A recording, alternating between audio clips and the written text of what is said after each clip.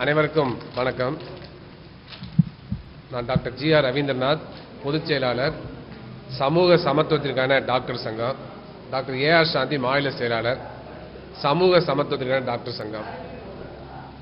தமிழ்நாட்டில் மற்ற மாநிலங்களை ஒப்பிடுகின்ற பொழுது குழந்தைகளுக்கும் தாய்மார்களுக்கும் தடுப்பூசி போடுகின்ற விகிதம் அதிகமாக இருக்கின்றது. எனவே தமிழ்நாட்டில் தடுப்பூசி போடுவதன் மூலமாக தடுக்கப்படக்கூடிய நோய்களை நீண்ட காலமாக நாம் கட்டுப்பாட்டில் வைத்திருக்கின்றோம். பல நோய்களை தடுத்திருக்கின்றோம். பல நோய்கள் ஒழிக்கப்பட்டிருக்கின்றது. இந்த கொரோனா காலகட்டத்தில் உலகம் முழுவதுமே தடுப்பூசி போடுவது குறைந்திருக்கிறது. இந்தியாவிலும் தடுப்பூசி போடுவது குறைந்திருக்கிறது. கொரோனாவிற்கு பிறகு கொரோனா காலகட்டத்தில் மிகப்பெரிய பாதிப்பு. எனவே அப்படிப்பட்ட சூழலில் மீண்டும் தடுப்பூசி திட்டத்தை தீவிரப்படுத்த வேண்டிய அவசியம் இருக்கிறது. இப்பொழுதே பல்வேறு தடுப்பூசி போடுவதனால் தடுக்கப்படக்கூடிய பல்வேறு நோய்கள் மீண்டும் வந்து கொண்டிருக்கின்றன. குறிப்பாக கூவி வீக்கம் என்று சொல்லக்கூடிய, பொண்ணுக்கு வீக்கம் என்று சொல்லக்கூடிய மம்ஸ் என்ற நோயும், அதே போலவே சின்னம்மை போன்ற நோய்களும், தட்டமை போன்ற நோய்களும் மீண்டும் வர துவங்கியிருக்கின்றன. அதற்கு போதிய அளவு தடுப்பூசி போடாதன் காரணம். எனவே அப்படிப்பட்ட சூழலில் தடுப்பூசி போடுவதை அதிகப்படுத்தக்கூடிய நோக்கில் தமிழ்நாடு அரசும் இந்திய அரசும் செயல்பட வேண்டும். அதற்கு மாறாக ஏற்கனவே பல்வேறு மாநிலங்கள் தேசிய சுகாதார இயக்கத்தின் மூலமாக தடுப்பூசி போடுவதை தனியார் மயமாக்கியுள்ளன, வணிகமயமாக்கியுள்ளன. 2007-8 காலகட்டத்திலே அப்படிப்பட்ட முயற்சிகள் மேற்கொள்ளப்பட்ட பொழுது நாங்கள் கடுமையாக அதை எதிர்த்தோம். ஆனால் தற்பொழுது தமிழ்நாடு அரசும் உலக வங்கி போன்ற அமைப்புகளினுடைய கட்டாயத்தின் காரணமாக தடுப்பூசி திட்டத்தை தனியார் மயமாக்கக்கூடிய ஒரு முயற்சியில் ஈடுபட்டிருக்கிறது. அண்மையில் தமிழ்நாடு அரசு தேசிய தடுப்பூசி திட்டத்தின் கீழ் வரக்கூடிய 11 தடுப்பூசிகளை ஒரு சில தனியார் மருத்துவமனைகளிலும் இலவசமாக போட்டுக்கொள்ளலாம் என்ற திட்டத்தை நடைமுறைப்படுத்தப் போவதாக அறிவித்திருக்கிறது. இது மிகவும் அதிர்ச்சி அளிக்கிறது, கவலை அளிக்கிறது. என்று சொன்னால் தமிழ்நாட்டில் மிக சிறப்பாக இந்த தடுப்பூசிகள் வழங்கப்படுகின்றன. அது கிராமப்புற சுகாதார செவிலியர் உட்பட தமிழ்நாட்டில் மிகப்பெரிய ஒரு கட்டமைப்பே இருக்கிறது. எனவே அப்படிப்பட்ட சூழலில் எதற்காக தனியார் மருத்துவமனையில் தேசிய அளவிலான அந்த தடுப்பூசி திட்டத்தை நடைமுறைப்படுத்த வேண்டும் என்பதுதான் கேள்வி. எனவே இன்றைக்கு உலக வங்கி எந்த சிகிச்சையையும், எந்த பரிசோதனையும், தடுப்பூசிகளையும் முற்றிலுமாக இலவசமாக வழங்கக்கூடாது என மீண்டும் மீண்டும் வலியுறுத்தி வருகிறது. எனவே அப்படிப்பட்ட சூழலில் துவக்கத்தில் ஒரு சில மருத்துவமனையில் மட்டும் இந்த தேசிய தடுப்பூசி திட்டத்தின் கீழ் வழங்கக்கூடிய 11 தடுப்பூசிகளை இலவசமாக போடுவோம் என்று அறிவித்திருப்பது படிப்படியாக என்ன நடக்கும் சொன்னால் அந்த மருத்துவமனையில் கட்டணங்கள் வசூல் செய்ய துவங்கும்.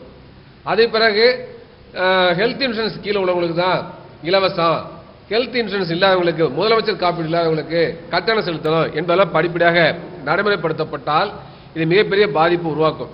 இன்னைக்கு தமிழ்நாட்டில் ஏழையாக இருந்தாலும் சரி, பணக்காரர்களாக இருந்தாலும் சரி, முற்றிலுமாக தேசிய தடுப்பூசி திட்டத்தின் கீழ் வரக்கூடிய அந்த 11 தடுப்பூசிகளும் இலவசமாக வழங்கப்படுகிறது. எனவே அப்படிப்பட்ட அந்த இலவச திட்டத்திற்கு மிகப்பெரிய அச்சுறுத்தலை, ஆபத்தை தமிழ்நாடு சுகாதாரத்துறை உருவாக்குவது என்பது ஏற்புடையதல்ல. அவ்வாறு தடுப்பூசி திட்டம் தனியார் மயமாக்கப்பட்டால் அது மிக மோசமான விளைவுகளை உருவாக்கும். தமிழ்நாட்டில் ஏற்கனவே தடுக்கப்பட்ட பல நோய்கள் மீண்டும் வருவதற்கான வாய்ப்பு ஏற்படும். சாதாரண ஏழை எளிய மக்களினால் தடுப்பூசியை போட்டுக்கொள்ள முடியாது. எனவே இது மிகப்பெரிய பாதிப்பை உருவாக்குவதோடு பல்வேறு நோய்கள் பரவுவதற்கான வாய்ப்புகளை ஏற்படுத்துவதோடு தமிழ்நாட்டின் பொருளாதார வளர்ச்சியும் அது மிகப்பெரிய அளவுக்கு பாதிக்கும். நோய்கள் இல்லாமல் இருக்கின்ற பொழுதுதான் ஒரு சமூகம் பொருளாதார வளர்ச்சியை அதிகமாக எட்ட முடியும். எனவே அப்படிப்பட்ட சூழலில் பல்வேறு தடுப்பூசிகளால் தடுக்கக்கூடிய நோய்கள் பரவுமையானால் அது அந்நிய நேரடி முதலீட்டையும் பாதிக்கும், வெளிநாட்டிலேருந்து இங்கே முதலீடு செய்வதையும் பாதிக்கும், அதே போல நமது நாட்டு உழைப்பு சக்தியும் பாதிக்கும். எனவே மிகப்பெரிய பொருளாதார பாதிப்புகளை உருவாக்கும் என்பதை தமிழ்நாடு அரசு புரிந்து கொண்டு உடனடியாக அந்த திட்டத்தை கைவிட வேண்டும். ஏற்கனவே நடைமுறையில் உள்ளது போல சுகாதார நிலையங்கள், துணை சுகாதார நிலையங்கள், அரசு மருத்துவமனைகள் மூலம் தடுப்பூசி திட்டத்தை, தேசிய தடுப்பூசி திட்டத்தை தொடர்ந்து நடைமுறைப்படுத்த வேண்டும் என நாங்கள் வலியுறுத்தி கேட்டுக்கொள்கின்றோம். அதற்கடுத்து மிக முக்கியமாக தமிழ்நாட்டில் தற்பொழுது பேறுகால தாய்மார்களுடைய இறப்பு வீதம் குறைந்திருப்பதாக தமிழ்நாடு அரசு அறிக்கை கொடுத்திருக்கின்றது. அதை நாங்களும் வரவேற்கிறோம். ஏற்கனவே இருந்தது 56, அதாவது பேறுகால தாய்மாருடைய இறப்பு வீதம் 56 இருந்தது. தற்பொழுது 45ஆக குறைந்திருக்கிறது என்பது நல்ல விஷயம். ஆனால் கேரளாவில் 19 விழுக்காடு தான், 19 தான். மகாராஷ்டிராவில் 33, தெலுங்கானாவில் 43, ஆந்திர பிரதேசத்தில் 45. அப்ப 4வது இடத்துல தான் நம்ம இருக்கிறோம். ஏற்கனவே முதல் இடத்துல இருந்தோம், 2வது இடத்துல நம்ம இருந்தோம். இப்ப நான் வந்து 4வது இடத்துல இருக்கிறோம். அதுக்கடுத்து மிக முக்கியமாக நாங்கள் என்ன சொல்ல விரும்புகிறோம் சொன்னால், பேறுகால தாய்மாருடைய இறப்பு வீதம் குறைந்திருப்பது மகிழ்ச்சி அடைந்தாலும் கூட, அது மகிழ்ச்சியை தரத்தக்கதாக இருந்தாலும் கூட, பிற மாநிலங்களில் பேறுகால தாய்மாருடைய இறப்பு வீதத்தை குறைத்த வீதத்தில் தமிழ்நாட்டில் அந்த வீதம் அந்த அளவுக்கு குறைக்கப்படவில்லை. பல மாநிலங்களில் பேறுகால தாய்மாருடைய இறப்பு வீதம் அதிகமாக இருந்துச்சு. குறுகிய காலத்தில் மிக வேகமாக பேறுகால தாய்மாருடைய இறப்பு வீதத்தை குறைச்சிருக்கிறாங்க. நம்மளோட வேகமாக குறைச்சிருக்கிறாங்க. ஆனால் தமிழ்நாட்டில் நம்முடைய வேகம் வந்து குறைவு, போதுமான அளவுக்கு குறைக்கவில்லை. எனவே தமிழ்நாடு அரசு இதற்கான காரணங்களை கண்டறிந்து போக்க வேண்டியது அவசியமா இருக்கிறது. அதே போல ஒரு சில மாவட்டங்களில் பார்த்தீங்கன்னா, கன்னியாகுமரி மாவட்டங்களில் பார்த்தீங்கன்னா பேறுகால தாய்மாருடைய இறப்பு வீதம் திருநெல்வேலி போன்றவற்றில் குறைவா இருக்கிறது. கன்னியாகுமரியில் குறைவா இருக்கு, கன்னியாகுமரியில் குறைவா இருக்கிறது. அதே சமயத்தில் பக்கத்து அண்டை மாநில மாவட்டமான திருநெல்வேலியில் அதிகமாக இருக்கிறது. பல்வேறு மாவட்டங்களில் 75, 77 இந்த மாதிரிலாம் அதிகமாக இருக்கிறது. ஆனால் ஒட்டுமொத்தமாக தமிழ்நாட்டில் சராசரியாக 45 இருக்கிறது. அப்ப இதற்கான காரணங்களை கண்டறிந்து போக்க வேண்டிய அவசியம் இருக்கிறது. இதுக்கு என்ன மிக முக்கியமான காரணம்னாக்க, இன்றைக்கு பேறுகால தாய்மார்களுக்கு வழங்கக்கூடிய பல்வேறு நலத்திட்டங்களை பாதிப்பு இருக்கிறது. அரசு மருத்துவ கட்டமைப்பில் குறைபாடு இருக்கிறது. ஒட்டுமொத்தமாக தமிழ்நாடு மருத்துவ கட்டமைப்பு பல்வேறு மாநிலங்கள் ஒப்பிடுகின்ற பொழுது நன்றாக இருக்கிறது, மாற்று கருத்து கிடையாது. ஆனால் தமிழ்நாட்டில் மருத்துவமனையில் இருக்கக்கூடிய மகப்பேறு துறை, அந்த மகப்பேறு துறையில் இருக்கக்கூடிய மருத்துவர்லாம் இன்னைக்கு வந்து பணியை விட்டு செல்கிறார்கள், வேகமாக செல்கிறார்கள். பல இடங்களில் காலி பணிகளும் இருக்கு. அதே போலவே மகப்பேறு மருத்துவம் படித்தவர்கள் அரசு பணிக்கு வர தயங்குகிறார்கள். இதற்கான தமிழ்நாட்டில் உள்ள மிக மோசமான சூழல் தான் காரணம். குறிப்பாக 24 மணி நேர வேலை என்பது வழங்கப்படுகிறது. இந்த 24 மணி நேர வேலை என்பது 24 மணி நேர தொடர் வேலை என்பது மகப்பேறு மருத்துவர்களுக்கு மிகப்பெரிய அளவிற்கு மன உளைச்சலை, உடல் உளைச்சலை கொடுக்கிறது. அதன் காரணமாக அரசு பணியில் ஈடுபட்ட மருத்துவர்கள் கூட, மகப்பேறு மருத்துவர்கள் கூட பணியை விட்டு சென்று விட்டார்கள். தமிழ்நாட்டில் ஏராளமான மகப்பேறு மருத்துவருடைய பணியிடங்கள் காலியாக இருக்கின்றது. இதுபோன்று ஏராளமான காரணங்கள் இருக்கின்றது. இந்த காரணங்களின் காரணமாக இந்த பேறுகால தாய்மாருடைய இறப்பு வீதம் மாவட்டத்துக்கு மாவட்டம் மாறுபடுவதை பார்க்கின்றோம். எங்கெல்லாம் மருத்துவ கட்டமைப்பு குறைபாடு இருக்கிறதோ அங்கெல்லாம் வந்து பேறுகால தாய்மாருடைய இறப்பு வீதம் அதிகமாக இருக்கிறத பார்க்குறோம். அதை பற்றி டாக்டர் சாந்தி அவங்க மகப்பேறு மருத்துவர் பின்னால விலக்கி சொல்லுவாங்க. அதுக்கடுத்து மிக முக்கியமாக நம்முடைய மாண்புமிகு மருத்துவம் மற்றும் மக்கள் நல்வாழ்வுத்துறை அமைச்சர் அவர்கள் ஏற்கனவே ஒரு முறை சிசேரியன் அறுவை சிகிச்சை இல்லாத தமிழ்நாட்டை உருவாக்க வேண்டும் என்று கருத்தை சொன்னார். அப்பொழுது எங்களுடைய சங்கம் அதை கடுமையாக விமர்சனம் செய்தோம். சிசேரியனே இல்லாத மருத்துவத்துறைகளை உருவாக்க முடியாது என்று சொன்னால் அது பல்வேறு காரணங்கள் இருக்கு. சிசேரியன் அறுவை சிகிச்சையின் காரணமாக தான் இன்றைக்கு வந்து பேறுகால தாய்மாருடைய இறப்புவதையும் குறைச்சிருக்கிறோம். அதே போல சிசு மரணங்களையும் குறைச்சிருக்கிறோம். குழந்தைகள் பிறக்கின்ற போது ஏற்படுகிற மரணங்களையும் குறைச்சிருக்கிறோம். அப்போ அறிவியல் தொழில்நுட்பம் வளராத காலகட்டத்தில் இந்த பேறுகால தாய்மார்கள் இறக்கின்ற இதெல்லாம் பார்த்தீங்கன்னா மிக கடுமையாக இருந்திருக்கு. அதே மாதிரி டெலிவரி சமயத்தில் ஏராளமான தாய்மார்கள் வந்து மிகவும் கொடூரமான முறையில் மரணம் அடைஞ்சிருக்காங்க. அதையெல்லாம் தடுத்திருப்பது சிசேரியன் அறுவை சிகிச்சை தான். ஆனால் அதே சமயத்தில் வர்த்தக நோக்கத்திலேயும் சிசேரியன் அறுவை சிகிச்சை அதிகரிச்சிருக்காங்க, மாற்றுக்கிறது கிடையாது. ஆனால் அதே சமயத்தில் இன்றைக்கு இயற்கையான மனித குலத்துடைய பரிணாம வளர்ச்சி போக்கில் மனிதன் 2 காலால் எழுந்து நிற்க ஆரம்பித்தான். 2 காலால் எழுந்து நிற்க பிறகு 2 காலம் நடக்கிறான், ஓடுறான், எல்லாமே செய்யறோம். இப்ப 4 காலில் நம்ம நடக்கிறதே இல்லை. மற்ற விலங்குகளை விட மனிதன் மட்டும்தான் 2 காலம் நிமிர்ந்து நிற்கக்கூடிய நிலைமையை பரிணாம வளர்ச்சியில் பெற்றான். அவ்வாறு பரிணாம வளர்ச்சியில் பெற்றது மூலமாக நம்முடைய இடுப்பெலும்புகள் குறுகிவிட்டது. இடுப்பெலும்பு குறுகலாக இருந்தால் தான் வேகம் நடக்க முடியும், ஓட முடியும், டான்ஸ் ஆட முடியும், எல்லாம் செய்ய முடியும். இடுப்பெரும்பு வந்து ஆடு மாடு மாதிரி மற்ற மாதிரி பெருசா இருந்தாக்க நம்ம வந்து 2 காலம் நடக்க முடியாது, ஓட முடியாது, டான்ஸ் ஆட முடியாது, எதுவுமே செய்ய முடியாது. இது பரிணாம வளர்ச்சியில் நமக்கு பெற்ற மிகப்பெரிய குடை, மிகப்பெரிய அளவுக்கு நாம் பெற்ற வளர்ச்சி போக்குன்னு சொல்லலாம். ஏன்னா அப்படிப்பட்ட வளர்ச்சி போக்கு பெண்களுடைய இடுப்பெலும்பை குறுக செய்து விட்டது. எனவே மற்ற விலங்குகளை இயல்பாக அதிகமாக இயற்கை பிரசவம் நடந்தாலும் கூட மனித குலத்திற்கு இயல்பாக இயற்கையாக பிரசவம் நடப்பதில் பாதிப்பு ஏற்படுகிறது. குழந்தையுடைய தலைக்கும் பெண்களுடைய இடுப்பு வீதத்துக்கு இடையில வீதாச்சாரம் மாற்றம் ஏற்பட்டிருக்கு. அது படிப்படியாக ஏற்பட்ட மாற்றம். தலை பெருசா இருக்கு, இடுப்பு எலும்பு குறுகலா இருக்கு. அப்ப அதன் காரணமாக இயற்கையாக பிரசவிக்க முடியாத நிலை வந்து இன்றைக்கு ஏற்பட்டிருக்கு என்பதை பார்க்க வேண்டிய அவசியம் இருக்கு. இதை இயற்கையாகவே ஏற்பட்ட பரிணாம வளர்ச்சினால் ஏற்பட்டது. அப்ப கணிசமான பாதிப்பை இது உருவாக்குது. அதேபோல போஷாக்கான சத்துணவு இல்லாது, எலும்பு வளர்ச்சி இல்லாது, இந்த மாதிரி பல காரணங்களா இருக்கு. சிறு வயதிலே திருமணம் செய்வது, மருத்துவ ரீதியான காரணங்கள், அதே மாதிரி குழந்தையுடைய வெயிட் குறைவா இருப்பது, இந்த மாதிரி பல காரணங்கள் இருக்கிறது. சர்க்கரை வியாதி, மிகை ரத்த அழுத்தம், இது போன்ற பல காரணங்களால குறிப்பிட்ட காலத்துக்கு முன்பாக சிகிச்சை செய்ய வேண்டிய அவசியம் இருக்கிறது, கட்டாயம் இருக்கிறது. இல்லை என்று சொன்னால் அந்த தாய்மாரையும் காப்பாற்ற முடியாது, குழந்தையும் காப்பாற்ற முடியாது. இது அறிவியல் தொழில்நுட்பத்தில் ஏற்பட்ட மிகப்பெரிய வளர்ச்சி போக்கு பார்க்க வேண்டிய அவசியம் இருக்கு. ஏன்னா அப்படிப்பட்ட ஒரு காலகட்டத்தில் நம்முடைய மாண்புமிகு அமைச்சர்கள் மீண்டும் ஒரு கருத்து சொல்லியிருக்கின்றார். என்ன கருத்து சொல்லியிருக்கின்ற சொன்னால், பெண்கள் வேலை குறைவாக செய்வதனால தான் இன்றைக்கு சிசேரியன் அறுவை சிகிச்சை அதிகரிச்சுன்னு சொல்லி ஒரு கருத்து சொல்லியிருக்கின்றார். இது தவறான கருத்தை மக்கள் மத்தியில் கொண்டு போகும். இன்னைக்கு ஆண்களுக்கு நிகராக பெண்கள் எல்லா துறையிலையும் வேலை செய்யறாங்க. அது மட்டுமல்லாமல் இன்றைக்கும் வீட்டில் அதிகமான வேலை செய்யறாங்க பெண்கள் தான். எல்லா வேலைகளையும் பெண்கள் தான் செய்யறாங்க, கிராமப்புறங்களையும் சரி நகர்ப்புறங்களையும் சரி. வாஷிங் மிஷின் வந்தா கூட வாஷிங் மிஷின் ஆபரேட் பண்றது பெண்கள் தான். நவீன தொழில்நுட்ப கருவிகள் வீட்டுக்கு வந்தாலும் கூட அந்த கருவியில் ஆபரேட் பண்றது பெண்கள் தான். எனவே அந்த ஆணாதிக்க சமூகத்தில் ஆணாதிக்க குடும்பங்களில் பெண்கள் தான் வீட்டு வேலைகள் எல்லாமே பார்க்கிறாங்க. ஏன்னா அப்படிப்பட்ட சூழல்ல பெண்கள் வேலை குறைவாக செய்வதனால தான் சிசேரியன் அறுவை சிகிச்சை அதிகரித்து சொன்னால் அது தவறான ஒரு கருத்தை கொண்டு போய் சேர்க்கும். எனவே மாண்புமிகு அமைச்சருடைய கருத்து ஏற்படுவதில்லை. வேறு சில காரணங்கள் இருக்கு. பல இடங்களில் ஏற்கனவே சொன்ன மாதிரி போதிய மகப்பேறு மருத்துவர்கள் 24 மணி நேரம் தொடர் டியூட்டி பார்க்குறாங்க. அப்போ பல்வேறு சிக்கல்களை தவிர்ப்பதற்காகவும் மருத்துவர்கள் சிசேரியன் பண்றாங்க. அதுக்கடுத்து பார்த்தீங்கன்னா சின்ன பிரச்சனை கூட உடனே கன்சியூமர் கோர்ட்டுக்கு போறாங்க, கோடிக்கணக்கான ரூபாய் இழப்பீடு கேட்கறாங்க. அப்ப இயற்கையான பிரசவத்தின் மூலமா இல்ல வெஜினல் டெலிவரி மூலமா வரக்கூடிய பாதிப்புல தடுப்பதற்காக சிசேரியன் பண்ணிடுறாங்க. அதுக்கடுத்து பெண்களே வழி இல்லாம பிரசவம் பார்த்துக் கொள்ள வேண்டும் சொல்லி அவர்கள் நிர்பந்தப்படுத்துறாங்க, குடும்பத்தில் உள்ள நிர்பந்தப்படுத்துறாங்க. வழி இல்லாம நீங்க பிரசவம் பார்க்கணும், எனவே ஆபரேஷன் பண்ணிருங்க, கொஞ்ச நேரம் கூட காத்திருக்க தயாரா இல்ல, அப்ப பண்றாங்க. அது பேர நல்ல நாள் பார்த்து நட்சத்திரம் பார்த்து முகூர்த்த நாள் பார்த்து குழந்தை பெற்றுக் கொள்ளணும்னு விரும்புறாங்க.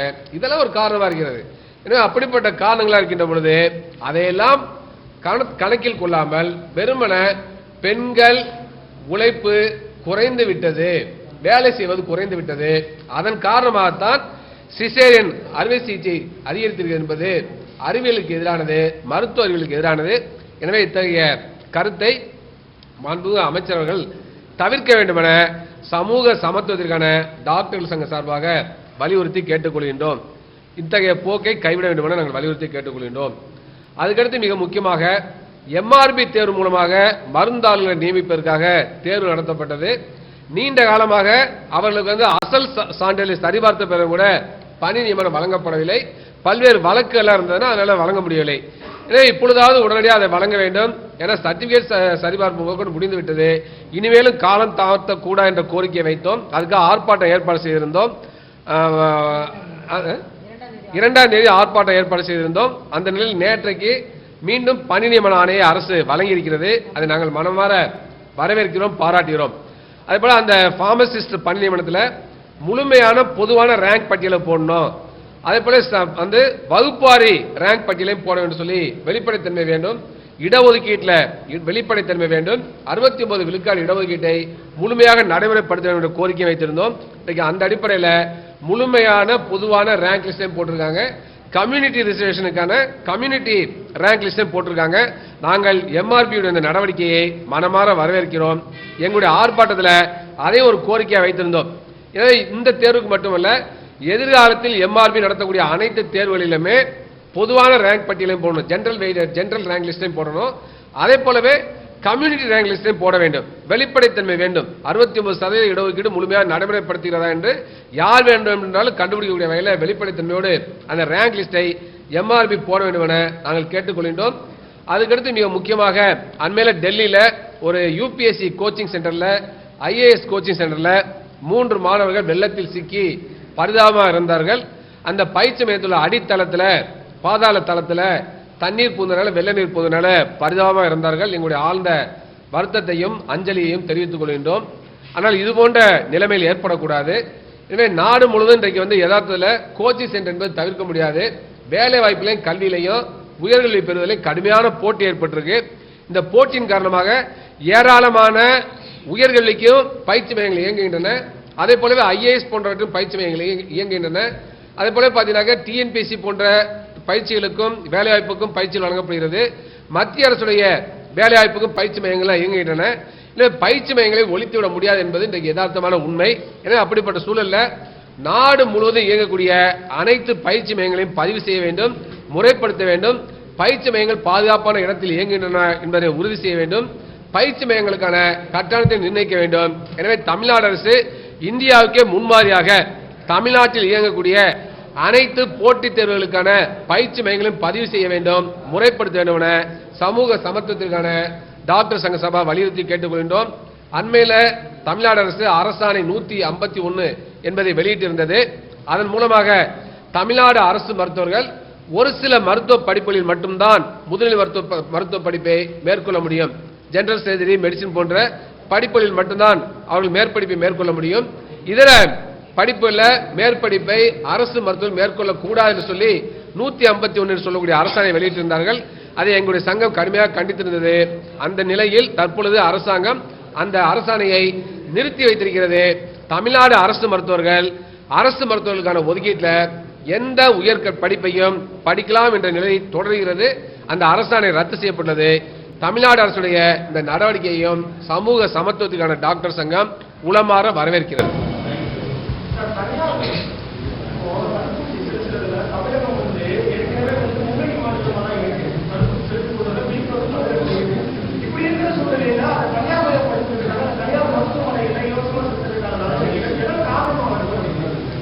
படிப்படியாக தனியார் மயமாக்குற முயற்சி, எல்லாருக்கும் எதுக்காக தடுப்பூசி இலவசமாக கொடுக்கணும்?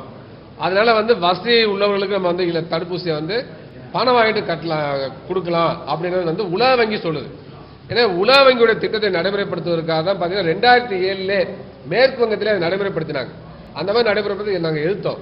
கேரளாவில் இடதுசாரி ஜனநாயக அணியே அரசாங்கமே அதை செய்தது, அதை நாங்கள் எதிர்த்தோம்.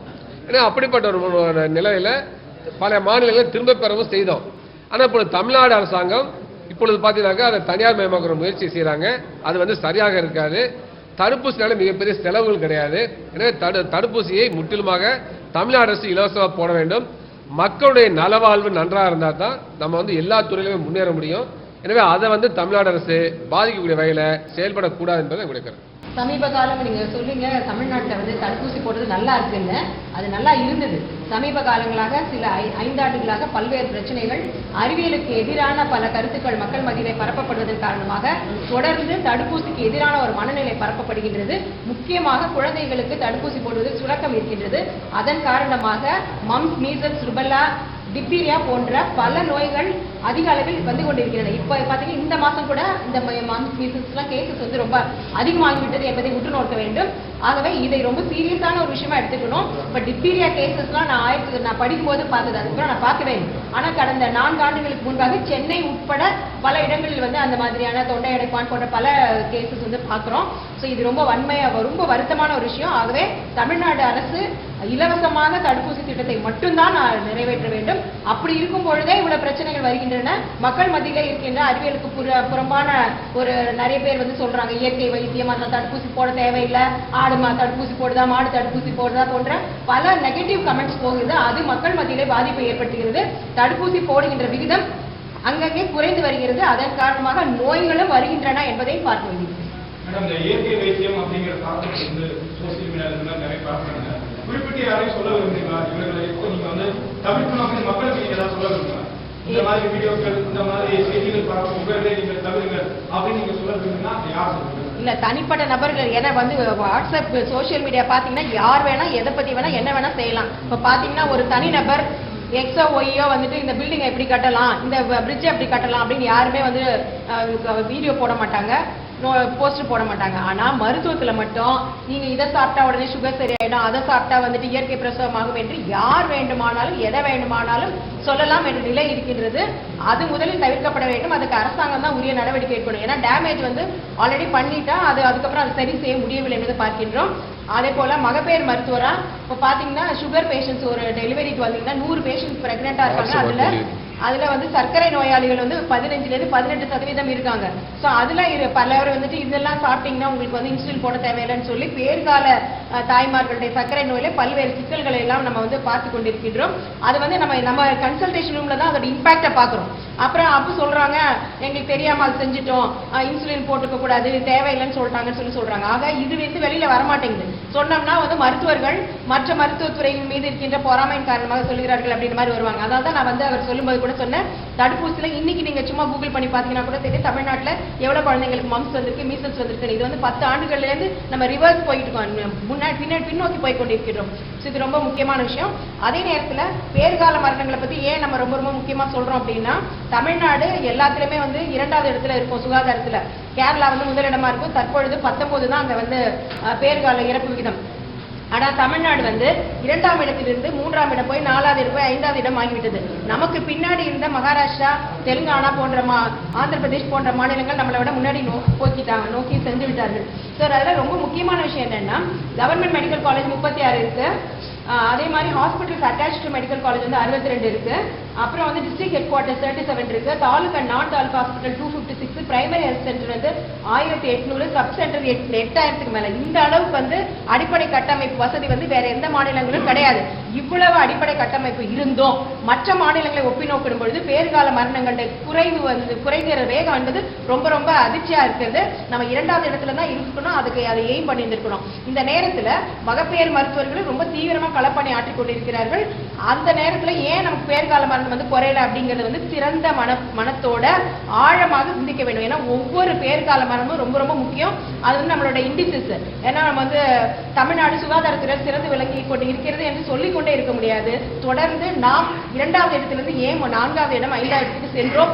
ஏன் நம்மளை விட மற்ற மாநிலங்கள் அடிப்படை கட்டமைப்பு வசதி குறைவாக இருந்தாலும், மகப்பேறு மருத்துவர்களுடைய எண்ணிக்கை குறைவாக இருந்தாலும், அரசாங்கத்தில் பணிபுரிகின்ற மகப்பேறு மருத்துவர்களுடைய எண்ணிக்கை குறைவாக இருந்தாலும், மற்ற மாநிலங்கள் நம்மளை விட அதிக அளவில் வந்து சிறப்பாக சாதனை புரிய முடிகிறது.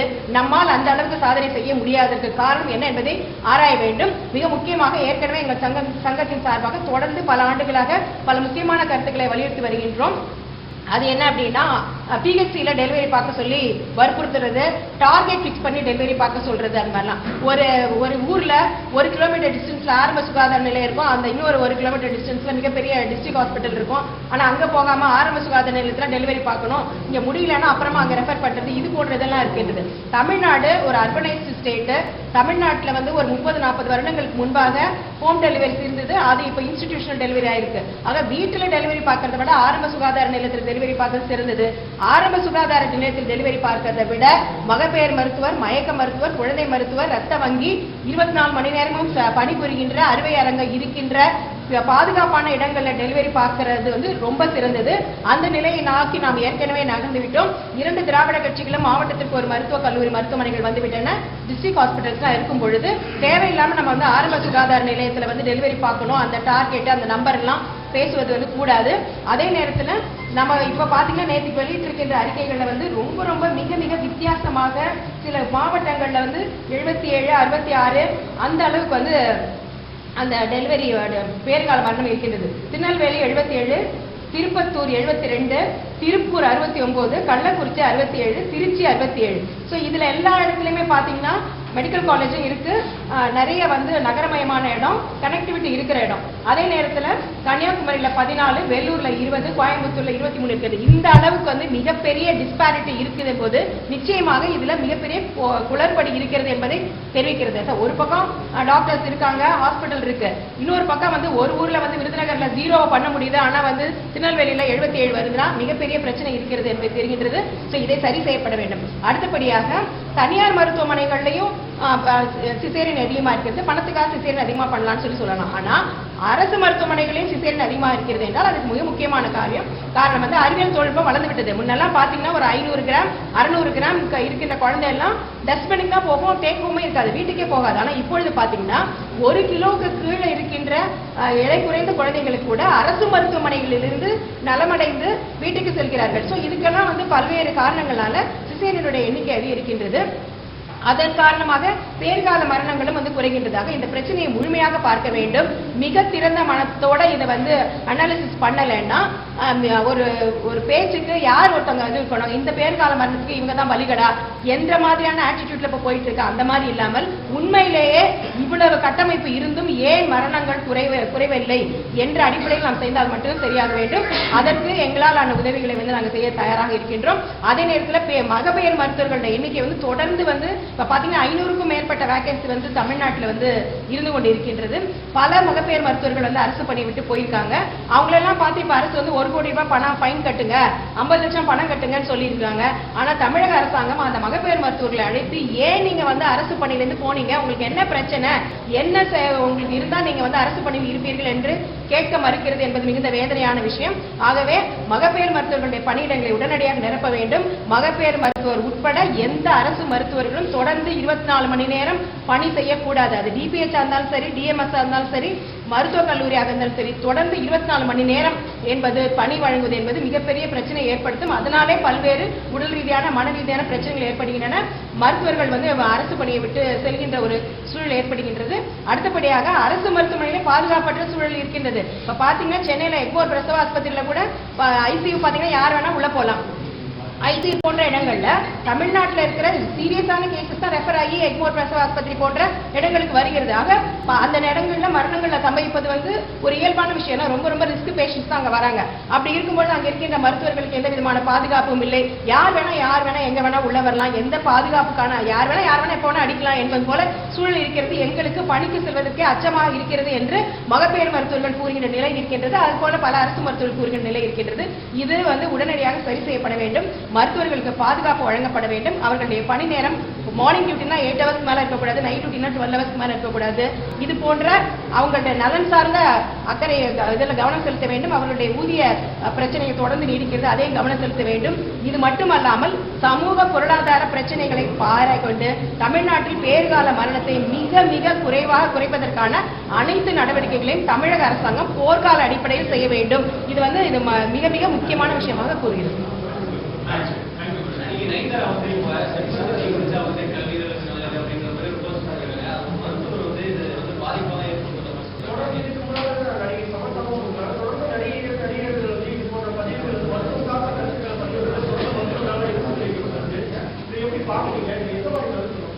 இல்ல அது அவங்க தனிப்பட்ட கருத்தை சொன்னா கூட இது வந்து செலிபிரிட்டி மட்டும் இல்ல, இதுக்கு இந்த சமூக வலைதளங்கள்ல யார் வேணா யார் பத்தி வேணா என்ன வேணா செய்யலாம் அப்படின்ற மாதிரி வருது. இப்ப பாத்தீங்கன்னா நேற்றுக்கே இன்னொரு விஷயம் வந்திருக்கு. ஆல்டர்னேட்டிவ் மெடிசன் சாப்பிட்டு கிட்னி ஃபெயிலியர் நிறைய வந்ததுக்காக இப்ப பாத்தீங்கன்னா திருமணத்துக்கு இதெல்லாம் வந்து நடக்கிற விஷயங்கள். மெட்ராஸ் மெடிக்கல் காலேஜ் மாதிரி இடத்துல பாத்தீங்கன்னா நீங்க கிட்னி டிபார்ட்மெண்ட்ல போய் பாத்தீங்கன்னா ஒருத்தங்க ஒரு பொண்ணுக்கு திருமணம் பிக்ஸ் ஆயிருக்கும், உடனே எடை குறைப்பதுக்காக வேண்டி அவங்க ஒரு ஆல்டர்னேட்டிவ் மெடிசன்ல போயிட்டு ஒரு 15 நாளைக்கு மாத்திரை சாப்பிடுவாங்க, கிட்னி ஃபெயிலியர் ஆகி அட்மிட் ஆகிறாங்க, கல்யாணமே நிக்குது. ஸோ இது மாதிரி பல விஷயங்கள் தொடர்ந்து நடைபெற்று வந்து உயிர்க்கே சீரியஸான விஷயங்கள் நடந்து கொண்டிருக்கின்றது. இந்த நேரத்தில் அது செலிபிரிட்டியா இருந்தாலும் சரி, சாதாரண நபராக இருந்தாலும் சரி, அவங்கவுங்க ஃபீல்ட் ஆஃப் எக்ஸ்பர்டைஸ்ல கருத்துக்களை சொல்றது சரியா இருக்கும். அதுக்கு வந்து ஒரு அது சொல்றவங்களும் அவங்களுக்கு ஒரு ரெகுலேஷன் வேணும். எனக்கு இந்த ஃபீல்டு எக்ஸ்பர்டைஸ் இல்லை அப்படிங்கிறதுனா அது கருத்து சொல்றதை தவிர்க்கணும். அதே நேரத்தில் படிக்கிறவங்களும் யார் என்ன சொன்னாலும் அதை அப்படியே ஏற்றுக்கொண்ட மனநிலை இருப்பதை தவிர்க்க வேண்டும். இதை வந்து இவங்க சொன்னா கரெக்டா இருக்கும். லிவர் டாக்டர் லிவரை பத்தி சொல்றதுக்கும் வேற தனிநபர் சொல்றதுக்கும் வித்தியாசம் இருக்கின்றது. ஆகவே யார் சொல்கிறார்கள் என்ன சொல்கிறார்கள் என்று பார்க்கணும். இன்னைக்கு வந்து சமூக வலைதளங்களால சோசியல் மீடியானால பல நன்மைகள் வந்திருக்கின்றது. அதே நேரத்தில் இது போன்ற பல பிரச்சனைகள் வந்திருக்கின்றது. மக்கள் தான் பகுப்பாய்ந்து சமூக வலைதளங்கள் வரத்துல எதை எடுத்துக்கணும் எதை எடுத்துக்க கூடாதுன்னு சொல்லணும். அதே நேரத்தில் யார் வேண்டுமானாலும் எதை பற்றி வேண்டுமானாலும் கருத்துக்களை சொல்லலாம் அப்படிங்கிறதுல ஒரு ரெஸ்ட்ரிக்ஷன் தேவைப்படுகிறது. அது அரசாங்கம் அதற்கு உரிய நடவடிக்கையை எடுக்க வேண்டும்.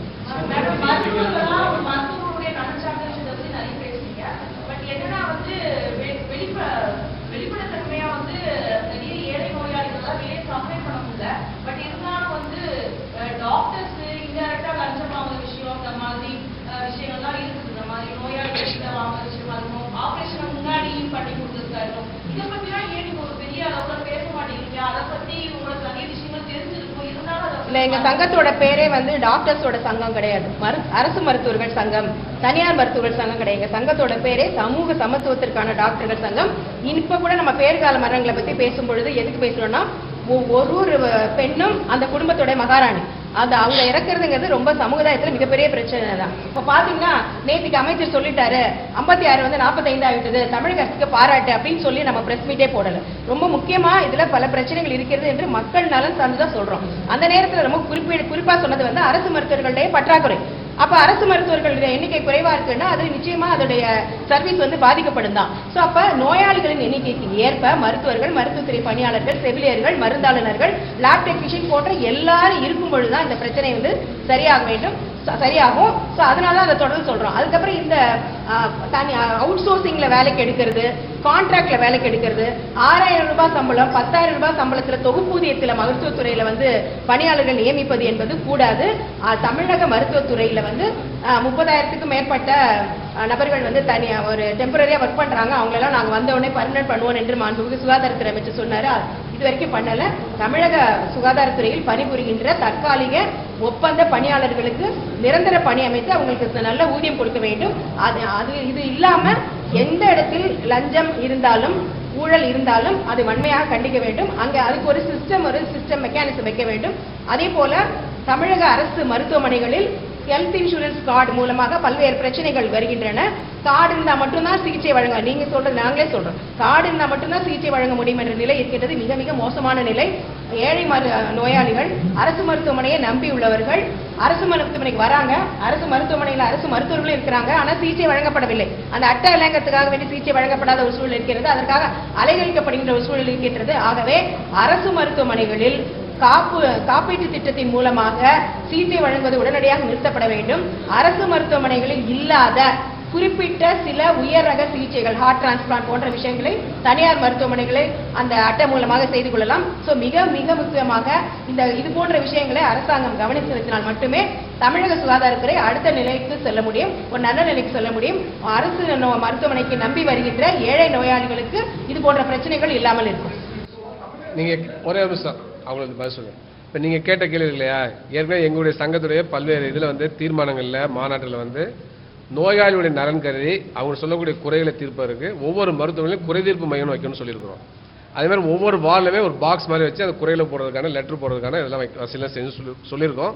அது சில இடம் நடைமுறைப்படுத்தப்பட்டது. இப்போ அண்மை காலங்களில் இல்லை. நீங்கள் கேட்டதெல்லாம் மீண்டும் சொல்கிறோம்.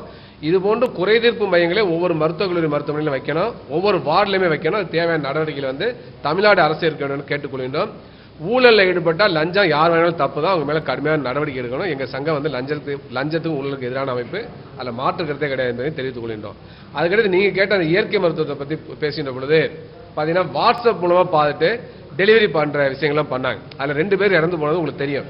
அப்போ 2 பேருமே படித்தவங்க தான். நீங்கள் செலிபிரிட்டி சொன்னீங்க. ஒருவர் பொறியாளர், ஒரு பொறியாளர் என்ன பண்ணுறாரு, தன்னுடைய மனைவிக்கு வந்து வாட்ஸ்அப் பார்த்து இயற்கை முறையில் வந்து டெலிவரி பண்ணுற, யூடியூப்பை பார்த்து பண்ணுறேன்னு சொல்லி சொன்னார். அப்போ இது போன்று படித்தவர்களே பண்ணுறாங்க. அவங்கவுங்க துறை சார்ந்ததில் நல்ல நாலேஜோடு இருப்பாங்க. அப்படி இருக்கின்ற பொழுது இன்னைக்கு அறிவியல் தொழில்நுட்பம் பல்வேறு துறைகளில் மிக வேகமாக வளர்ந்துருக்கிறத நம்ம வந்து யதார்த்தத்தில் புரிந்து கொள்ள வேண்டும், அதை ஏற்றுக்கொள்ள வேண்டும். எனவே அந்த அடிப்படையில் அறிவியல் தொழில்நுட்ப வளர்ச்சி இன்னைக்கு வந்து பார்த்தீங்கன்னா வணிகமயமாக இருக்குது. பல்வேறு பெரிய நிறுவனங்கள் சாதமாக மாறி இருக்குங்கிறதுல மாற்று கருத்து இல்லை. ஆனால் அதே சமயத்தில் மருத்துவ அறிவியலில் நவீன அறிவியல் மருத்துவம் என்றாலே மோசம், அது எல்லாமே கார்பரேட் மயமாயிருச்சு, அதில் எல்லாமே லஞ்சம் பெருகிடுச்சு, தேவையில்லாமல் வந்து பணம் வாங்குறாங்க என்ற கருத்தோட்டம் வந்திருக்கு. அதுக்கு இன்னைக்கு உள்ள சமூக பொருளாதார அமைப்பு தான் காரணம் ஒழிய மருத்துவ அறிவியல் காரணம் அல்ல. எனவே அதையெல்லாம் தெரிந்து கொள்ள வேண்டும். எனவே அந்த அடிப்படையில் இந்த மாதிரி யூடியூப் பார்த்து டெலிவரி பார்க்கறது, யூடியூப் பண்ணி சுய சிகிச்சை பெற்றுக்கொள்வது, கூகுளை பார்த்து சுய மருத்துவம் பார்த்துக்கொள்வது என்பதெல்லாம் சரியல்ல. எனவே இன்னைக்கு மருத்துவ அறிவியல் மிக வேகமாக வளர்ந்திருக்கின்றது, அதை பயன்படுத்திக் கொள்ள என்பதை உங்களுடைய வேண்டுகோள்.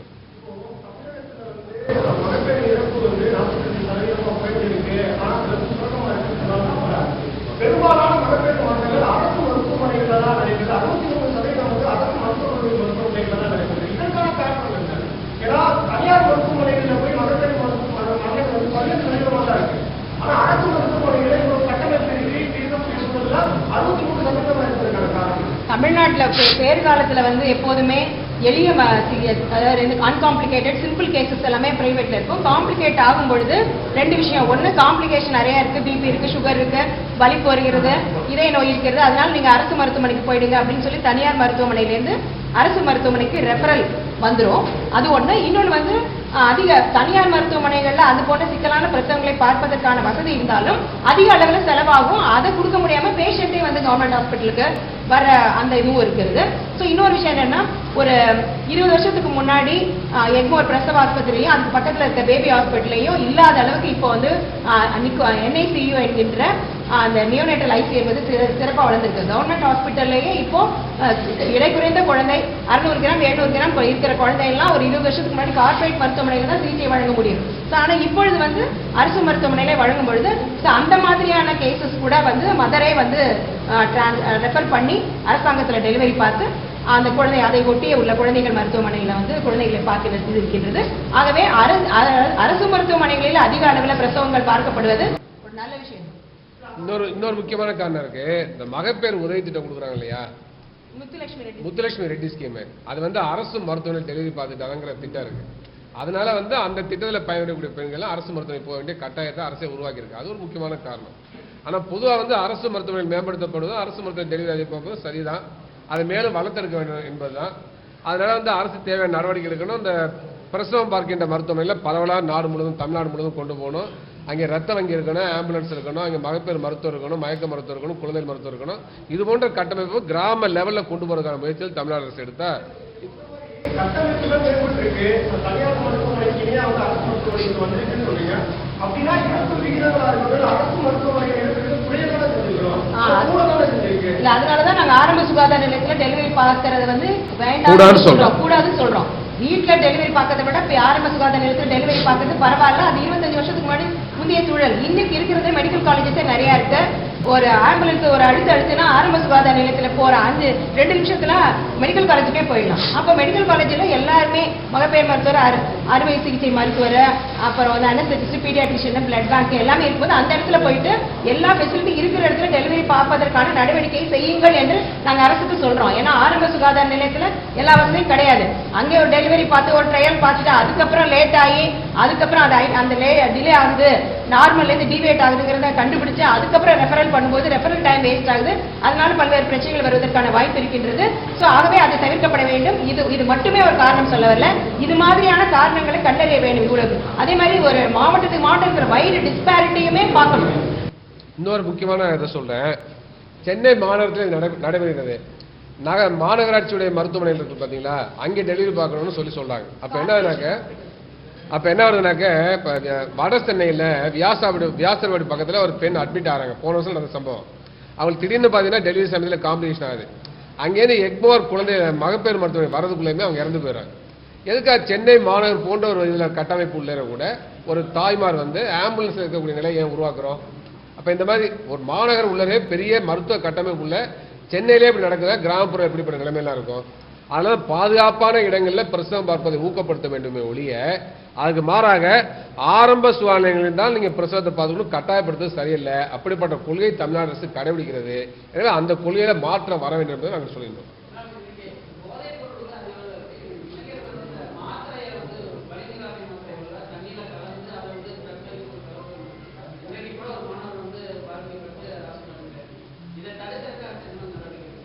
இது வந்து ஒரு பெரிய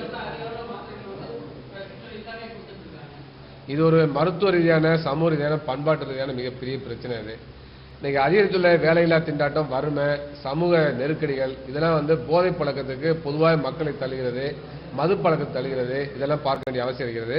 எனவே இது தொடர்பாக கடுமையான விழிப்புணர்வு பிரச்சாரங்களை மாநில அரசு முன்னெடுக்க வேண்டும். அதுபோல போதைப் பொருட்கள் வந்து சர்வசாதாரணமாக கிடைக்கக்கூடிய நிலையை வந்து மாற்றம் கொண்டு வரணும். இதையெல்லாம் செய்வதற்கு பல்வேறு துறைகள் சேர்ந்து இயங்க வேண்டிய ஒரு கடமையும் பொறுப்பு இருக்கிறது. சமூக பொருளாதார மாற்றமும் அவசியங்கிறது நாங்கள் வலியுறுத்த வேண்டும். வெறுமனை வந்து சில நடவடிக்கை எடுத்தால் மட்டுமே இந்த பிரச்சனை தீர்த்து விட முடியாது. எனவே இது ஒரு சமூக பொருளாதார மருத்துவ ரீதியான பண்பாட்டு ரீதியான மிக ஆழமான பிரச்சனையை பார்க்க வேண்டிய அவசியம் இருக்கிறது.